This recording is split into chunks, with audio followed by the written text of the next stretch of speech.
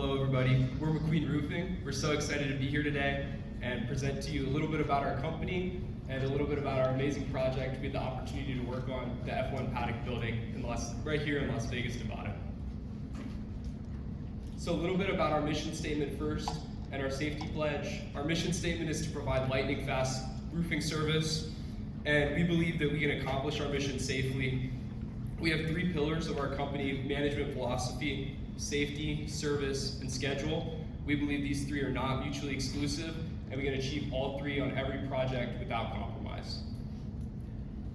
I'm Grayson Johnston. I'm our project executive on this project. So let's get into our estimate. Some of the significance of this building is that it's hugely significant for the city of Las Vegas. There's only 23 races in an F1 season and only 3 races in the US, including the Las Vegas Grand Prix. It's a permanent return of racing history in Vegas, and it brings in $1.2 billion to Clark County every race weekend. Some of the constraints we had when we were estimating this project was the sheer volume of work in the accelerated schedule. The schedule Penta gave us was in line with what the owner F1 wanted to get this building done before November for the Grand Prix, and we had a hard time fitting our large scope of work into such a small time frame.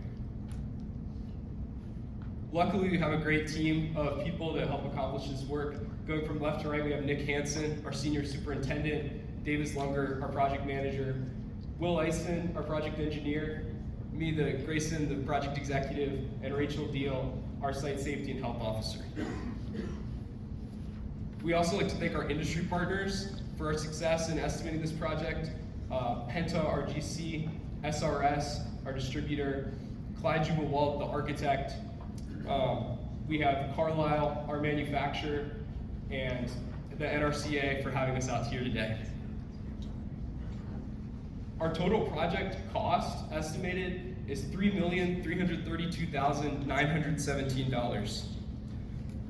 We broke out our lightweight insulated concrete, which is work we plan to subcontract, for a cost of $886,827.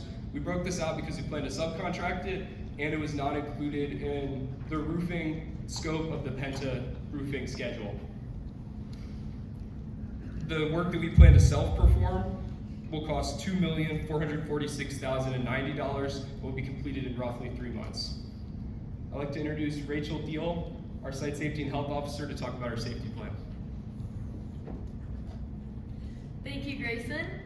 I'm Rachel Deal, our site safety and health officer, and I'm stoked to be here today to show you guys why McQueen way of roofing is the safe way of roofing.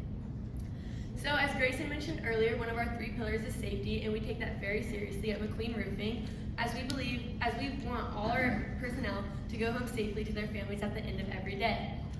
We incentivize safety through giving 1 to 3 shout-outs at our weekly safety meetings to encourage employees to continue performing above and beyond safety standards. We also have a zero tolerance policy for sexual harassment and not being tied off near leading edges. Now I would like to dive into more of the specifics of our safety plan.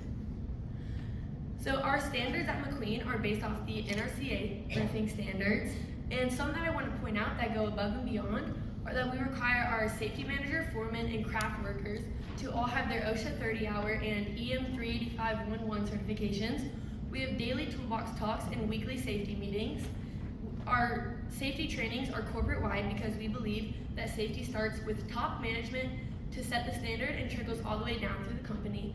And we also offer Spanish and English classes to everyone on our site to enhance our communication and break down language barriers. So this is our job hazard analysis, and the top row depicts hazards that we might encounter on site, and the bottom row shows how we will mitigate those hazards. So for example, the first picture shows falls, and below it is how we will prevent them with a safety rollable tie-off cart. We have pre-task planning meetings to ensure that all our workers cross the finish line not only at the end of each day, but also at the completion of our project. So at these meetings, we discuss what work is to be done, how it will be done, and the safety procedures that will be executed. This is our hazard analysis plan, where it shows our extreme risk and high risk areas. Our highest falling point on this structure is about 73 feet high, And on the higher parts of the roofs, we will have our safety rollable tie-off cart for workers to attach to prevent falls. And on the lower areas, we have a fall ban pre-engineered system. Our emergency action plan is known by everyone on site so that in case of an emergency, they can immediately react. And these are the responders that are closest to our site for lightning fast response times. Now I would like to hand it over to Davis Lunger, our project manager. Hello everyone, good morning. My name is Davis Lunger. I'm a project manager with McQueen Roofing. I'd like to start off by going over our scheduled durations. On the left, we have our baseline activities with our durations to meet our contractual obligations. I'd like to touch on our standards of excellence in McQueen Roofing to make sure we adhere to our schedule. Number one being labor production, making sure we have enough people to get the work done. And number two, making sure we have the materials to put the work in place. I'd like to go over our labor production calculations. For each roof area, in this scenario, I'm going to touch on area E. We take our total squares for each roof area times our multiplier for man hours to get our sum of man hours. Using this sum, we can determine our crew sizing and our durations to meet our contract. Here I'd like to touch on our crew sizes. What we've done is we've standardized our crews to 22 for PVC, 8 for sheet metal, and then our pavers are approximately 42. Using these calculations, we've been able to standardize our crews across the board to make sure we're meeting our contract. Something that sets us apart is PVC is split into, we have PVC working 7 days a week, 10 hours a day. Same thing with sheet metal. Pedestals, when we get to pedestals and pavers, it'll be 5 hours, 10 hours a day for 5 days a week. And we've split our crews to work Monday through Thursday, PVC 1, Thursday through Sunday, PVC 2, with that overlap day for coordination. The same logic is used for sheet metal. Pedestals and pavers have their own logic, 5 days a week, 10 hours a day. Here's our labor production for all of our areas to make sure we're meeting our contract obligations. I'd like to touch on material procurement. We partner with our industry partners to make sure that we are getting materials on site to put the work in place. This includes Carlisle and SRS distribution. Here's our timeline with contact with Carlisle to make sure, with contact with SRS to make sure Carlisle is producing our products to make sure we are putting the work in place. I'd like to hand it over to Nick, who's going to touch on our means and methods. Yeah, thank you, Davis. My name is Nick Hansen. I'm a senior superintendent here at McQueen Roofing. The first thing I want to talk about today is our process at McQueen. We split into three: pre-construction, construction, and closeout. I think something that's really important is to get the field involved early with projects before they mobilize.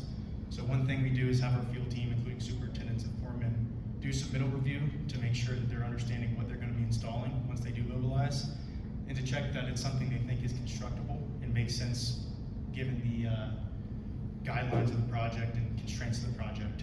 Second of all, we want to plan access labor and equipment early on. Obviously, with a job this big, we have a big labor pool that we're going to have to pull out to accomplish the given schedule, so we need to be planning that early. Secondly, during the construction phase, that includes ongoing QA and QC, and what that contributes to is schedule and quality consistency. Constantly, we're going to be checking our quality to make sure we're not making mistakes over and over again, and constantly we're going to be tracking that on the schedule to make sure that we're tracking and meeting our deadlines.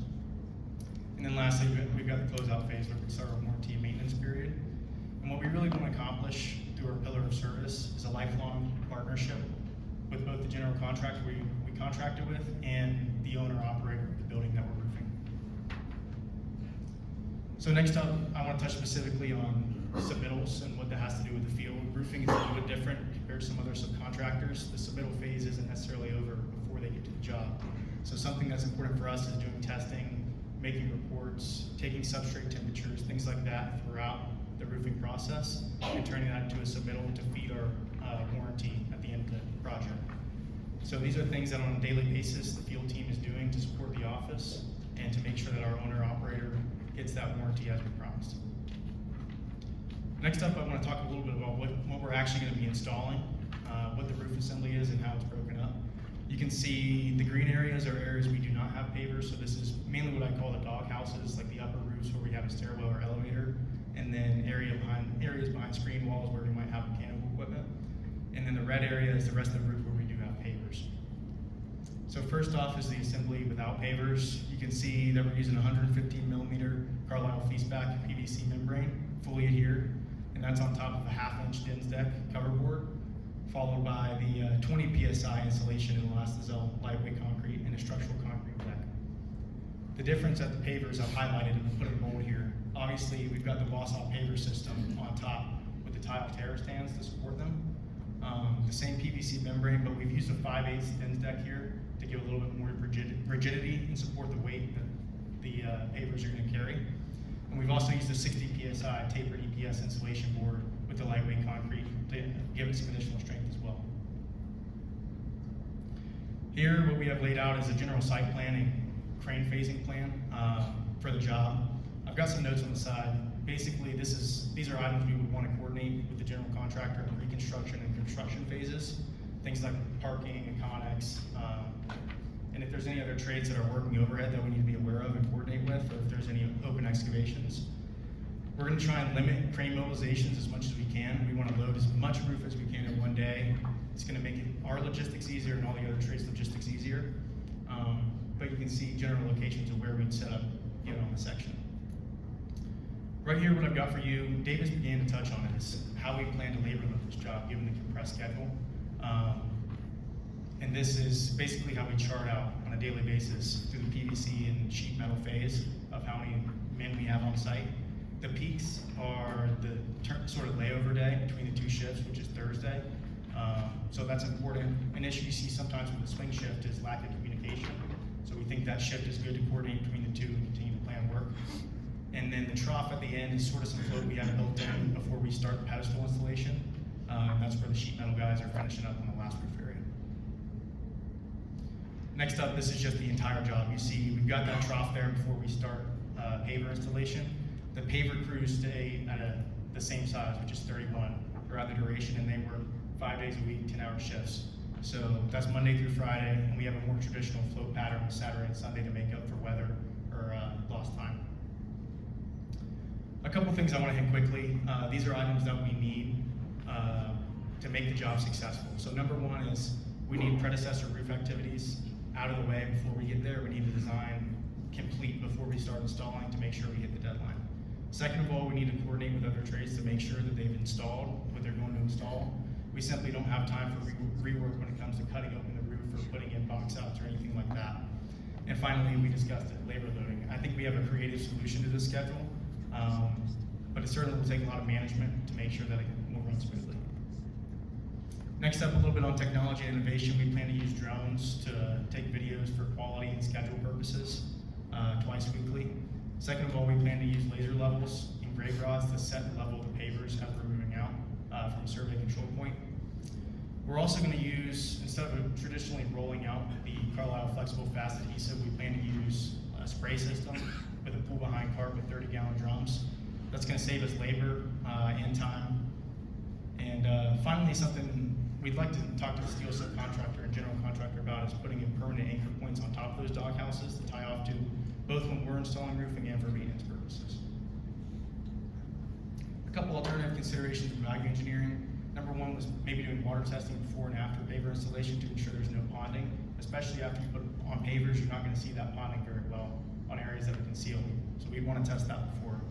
Secondly, a big way we could save costs is we understand that the pavers are a big draw, a big traction of this building, but if we could reduce that area, we could significantly reduce cost. Excuse me.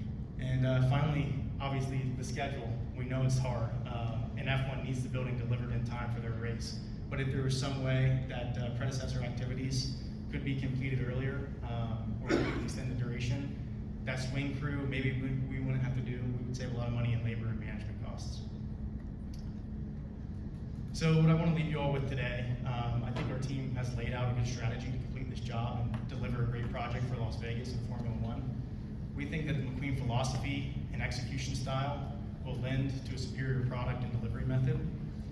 And we see F1 and McQueen Roofing as a championship partnership and a great way to continue the legacy of Las Vegas sports. Thank you.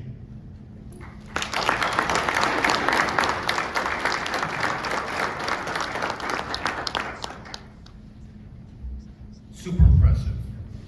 Relax. You guys did a great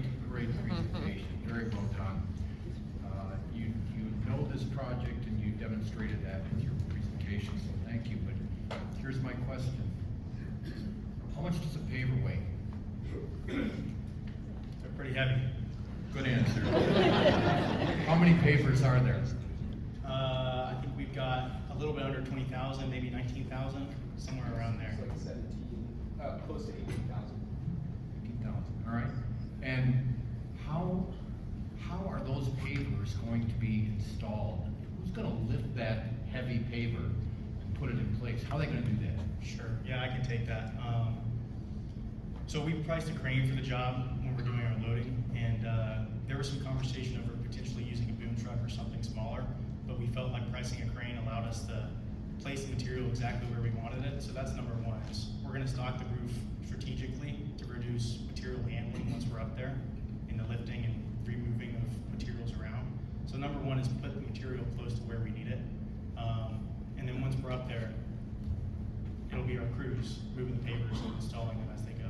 Just front force, a couple of guys handling a paver? Well, one paver at a time, yes, but we plan to use, I know that some manufacturers have tools to better handle those, so they've got handles on them. They can actually get around so they're not wedging their fingers and that kind of thing underneath the pavers. We plan to use that as far as hand tools go. And then, like I said, we're gonna strategically stock, but if we need to move it around with a cart or some sort of pallet jack, we'll do that as well. Very nice, thank you. Good morning, and John's right, great job. So I have a question about inspections. And in your presentation, you talked about using water testing to determine if you had areas of pumping water. Have you considered that water testing might also be really helpful before you cover up the membrane with a whole bunch of pavers? Have you thought, Yeah. have you thought about those inspections before you covered things up? Absolutely, yeah. So that's something we bounce around each other because typically we're doing a job that's single ply. You know, we're gonna bring the inspectors out and the representative from the manufacturer, and they're gonna walk the roof. And it's gonna be one of the last things we do on the job. What's different about this is we're gonna conceal that membrane with pavers on top. So there's sort of a phasing there that would have to be determined in the field. We think that comes with consistent inspections and maybe more than once bringing out the manufacturer and those representatives to look at the roof before we do conceal it, and sort of doing the final before it's truly final out, because it is going to get concealed. So I think what I had on the slide is that we would want to do that water testing before we did conceal it, before and after paper installation, so we can actually see the ponding and rectify anything we might find before we do cover it up.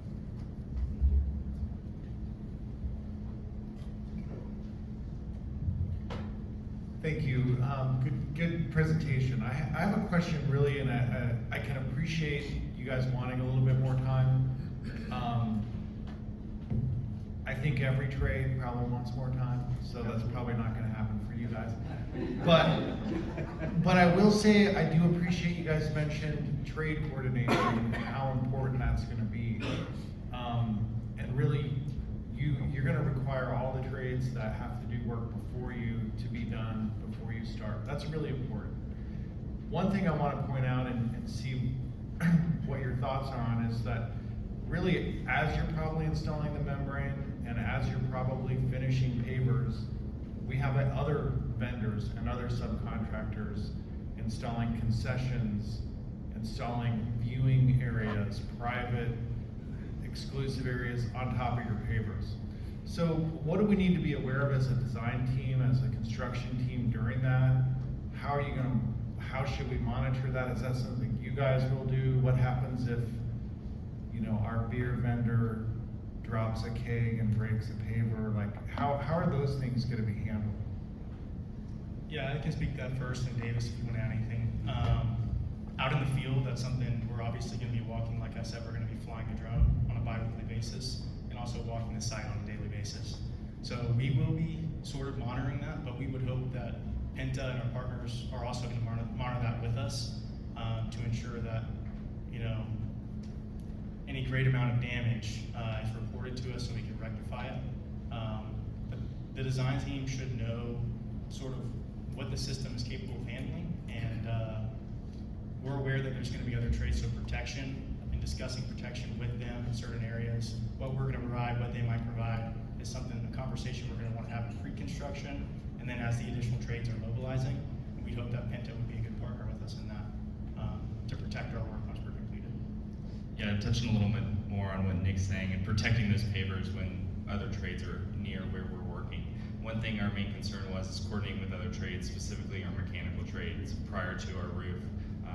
So those concerns where there are flying units in the air while we're trying to load material, and we need to get together and coordinate what areas we'll be working in while they want to fly units. But those are the examples we analyze as a team when we're coordinating with other trades and making sure we're protecting these pavers, whether it's a covered board or something that we're putting down to protect the pavers from breaking. Yes, good job. Question that I have, I noticed in you spoke on your scheduling. You talked about 10-hour days, 7 days a week. How many crews do you have that can stand that kind of consistent work? It's Las Vegas, weather is not conducive to exterior work. So I'm kind of concerned that you're going to meet your schedule, because I'm afraid you're going to have a lot of people not show up on the 5th and the 6th and the 7th day to do another 10 hours. Yeah, I'll take that to start, but Davis, you can speak on it as well. We totally agree, and that's why we think the solution we've come up with is one of the only ways we think we could tackle this job, and that's having sort of 2 crews. So it is 7 days a week, but the individual crew is only working for 4 days. So for example, we've got PVC crew 1, they would work Monday through Thursday. So that's a 40-hour week, 4 10s. And then we'd have crew 2 come in on Thursday, and they would work Thursday, Friday, Saturday, and Sunday. And then the crews would refresh. So we think sort of having that sort of swing shift will allow 40-hour weeks for those guys and not constantly working seven days. Weather's a concern. Sourcing all this labor is a concern. So that's something we would have to get started on early. If we have to reach out to other subcontractors to bring them on board to help us supplement, that might be something we'd have to explore.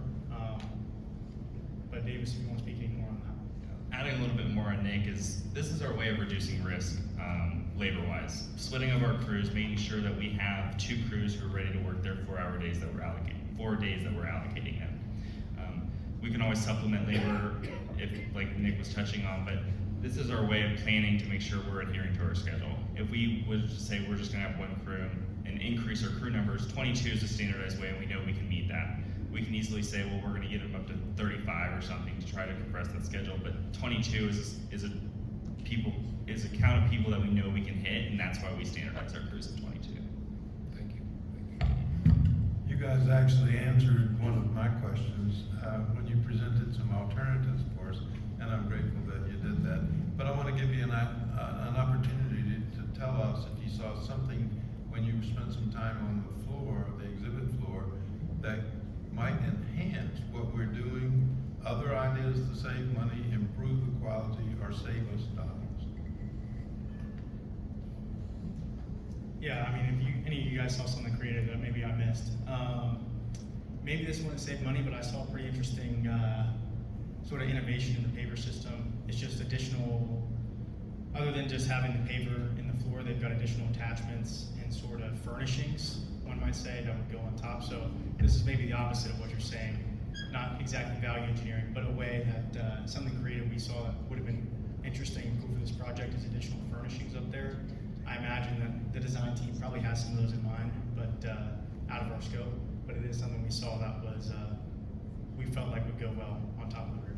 Yeah, and our pedestal's sitting right here, and we walked the trade floor yesterday, and we found this new piece. This makes leveling so much easier with finger tabs, and we've been able to see it and play with it and realize the sheer amount of work that will go into leveling these with laser levels and kind of getting good technology and hardware that we will be able to use. So it's been really nice to see it in front of us. Kudos for anticipating my question. And from a safety perspective, something that I saw on the floor was the fall band system. And I thought it was really creative how you can combine it with rails and cables. So not only is it protecting you from getting too close to the edge and pushing against you, but you can also attach to the cable. So that keeps you from going too far. Thank you. Good morning. Great job. Great job. organization has a real strong commitment to our safety culture. We appreciate you talking about your safety program internally. I've got like a two-part question. The first part is, what is your policy when you walk the job, you inspect the job, and you see an unsafe act being performed? And the second part is that, upon that unsafe act, what is your disciplinary policy for that person working unsafe? So when we see an unsafe act on site, then it will be reviewed. The person will be taken off, away from that immediately to prevent any harm. And then the case will be reviewed, and if there was intention of, for example, not being strapped in when on the roof or tied off, then they will be immediately removed from the job site because of our leading edges, and that's a great danger, and we don't want anything to happen. But then if it is, I don't want to say less serious, but if it's not one of our zero tolerance policies, then they will be provided with additional training. Because you retool the employee then and get him back on the job site. Yes, sir. Yeah, beautiful. Thank you. Excuse me, one last question is around proposal exclusions. So when you put your proposal together, you have a pretty large scope of work. Sometimes there's obviously many subs on the site. There's some overlapping work. GC could have missed some things, and somebody's got to do the work.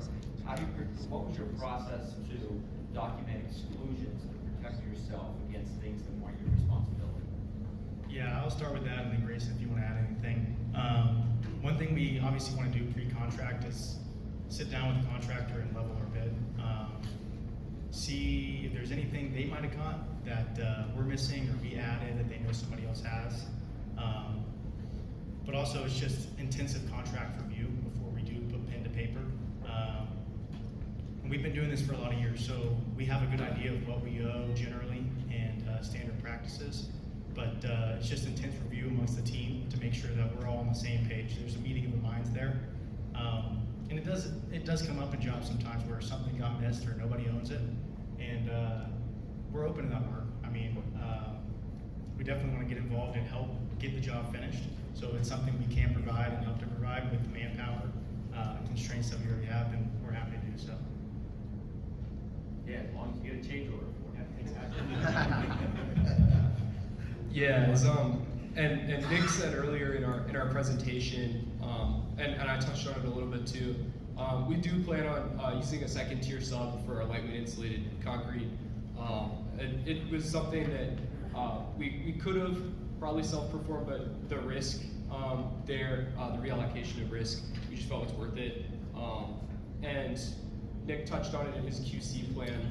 There's 3 phases to our quality control process, and a big part of that is our pre-construction phase of that. And I know Nick said it a lot when he was answering this same question, but submittal review is important, spec review is important, and getting all of our quality control methods nailed down, getting our checklist nailed down before we're out on site.